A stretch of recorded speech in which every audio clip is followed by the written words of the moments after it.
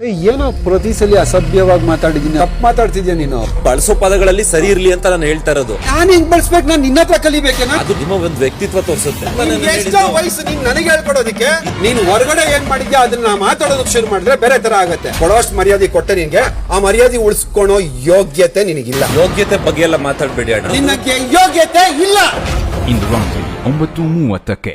So guys, ನೋಡೋದಲ್ಲ ಏನಂತ comment section ತಿಳಿಸಿ. ಬೆಳಿಗ್ಗೆ ಕೂಡ ವಿಡಿಯೋ ಮಾಡಿದ್ದೆ ಡ್ರೋನ್ ಪ್ರತಾಪ್ ವರ್ಸಸ್ ವಿನಯ್ದು. ಆ್ಯಂಡ್ ಇವಾಗ ಅದು ಮತ್ತೆ ಇದರಲ್ಲೂ ಕೂಡ ಕಂಟಿನ್ಯೂ ಆಗಿರುವಂಥದ್ದು, ಈ ಪ್ರೋಮೋದಲ್ಲೂ ಕೂಡ ಯಾಕೋ ಅಂಡರ್ಸ್ಟ್ಯಾಂಡಿಂಗ್ ಆಗ್ತಿಲ್ಲ ಅನ್ಕೋತೀನಿ. ಕೆಲವೊಂದು ಕಡೆ ಕೆಟ್ಟದಾಗಿ ಮಾತಾಡಿದ್ದು, ತಪ್ಪಾಗಿ ಮಾತಾಡಿ ಕೂಡ ಸಾರಿ ಕೇಳಿದ್ರು ವಿನಯ್ ಅವರು. ಆ್ಯಂಡ್ ಇವಾಗ ನಿಮಗೆಲ್ಲ ಗೊತ್ತಿರುವ ಹಾಗೆ ಇವರು ನಮ್ಮ ಪ್ರತಾಪ್ ಅವರು ಕೂಡ ಅಷ್ಟು ಬೇಗ ಯಾವುದನ್ನು ಬಿಟ್ಕೊಡೋರಲ್ಲ, ಮತ್ತೆ ಮತ್ತೆ ತಗೋತಾರೆ ಅದನ್ನು. ಆ್ಯಂಡ್ ಇವಾಗ ಇಲ್ಲಿ ಏನಾಗಿದೆ ಏನು ಕತೆ ಅಂತ ನೋಡಬೇಕು. ಏನೋ ಒಂದು ಎಳಿಗೆ ಕೊಟ್ಟಿರ್ತಾರೆ, ಸೊ ಅದ್ರ ಬಗ್ಗೆ ವಿನಯ್ ರಿಯಾಕ್ಷನ್ ಕೊಡ್ತಿರುವಂಥದ್ದು.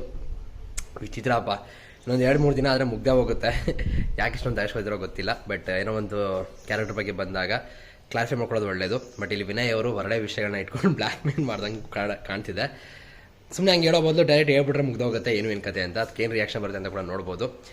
ನೋಡೋಣ ಏನಾಗುತ್ತೆ ಏನು ಕತೆ ಅಂತ. ನಿಮ್ಗೆ ಅನ್ಸುತ್ತೆ ಗೈಸ್? ಯವ್ವಾ, ಕೊನೆವರೆಗೂ ಅಂದರೆ ಇಂದು ದಿನ ಲೈಕ್ ಇಬ್ರು ಉಳ್ಕೋತಲ್ಲ, ಇಬ್ರು ಉಳ್ಕೊಂಡಲ್ಲೂ ಜಗಳ ನಡೆಯುತ್ತೆ ಅನ್ಕೋತೀನಿ ಬಿಗ್ ಬಾಸ್ ಮೇಲೆ. ನೋಡೋಣ, ಅದನ್ನೂ ಒಂದು ಅದ್ಭುತ ಅಂತ ನೋಡ್ಕೊಳ್ಳೋಣ ಅಷ್ಟೇ. ಏನಿಸಿದೆ ಗೈಸ್ ಇದ್ರ ಬಗ್ಗೆ ಕಮೆಂಟ್ ಸೆಕ್ಷನ್ ತಿಳಿಸಿ. ಸಿಗೋಣ ಮತ್ತೆ. ಕಾಗಿಗೆ ಜಾಸ್ತಿ ಹೋಗ್ತಿದೆ. ಸಿಗೋಣ ಮತ್ತೆ. Thank you guys, love you guys, bye.